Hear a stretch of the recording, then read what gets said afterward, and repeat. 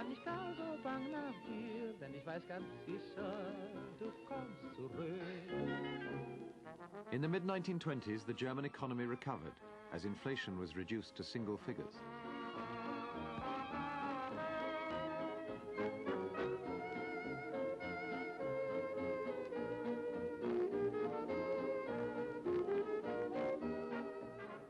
The Weimar government had solved the reparations problem by borrowing money from the Americans, which it then used to pay the French and British their own reparations.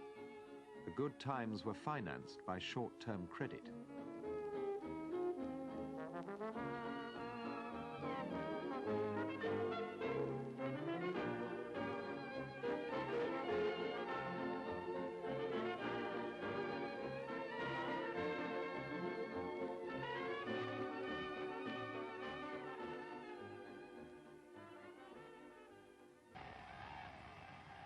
But now, 7 years after Hitler had become leader, the Nazi Party was failing dismally in the great struggle.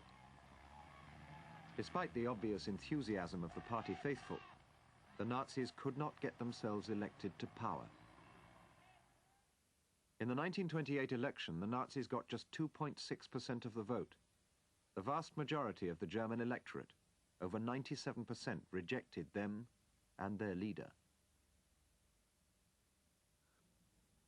This secret government report, compiled just before the 1928 election, says that the Nazi Party has no noticeable influence on the great masses of the population. The Nazis were a tiny fringe party, almost a joke. Yet just 4 years and 8 months later, Hitler was Chancellor of Germany. For the Nazis were helped by circumstance. Germany suffered. A sudden drop in world agricultural prices brought poverty to the countryside, and then the Wall Street crash heralded a world economic slump.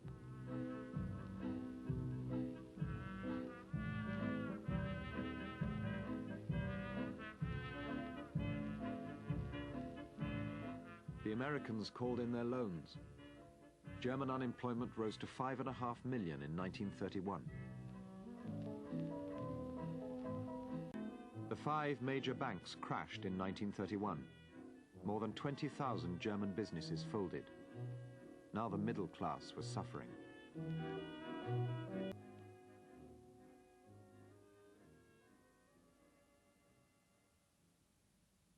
In the economic crisis, the Nazis' vote increased.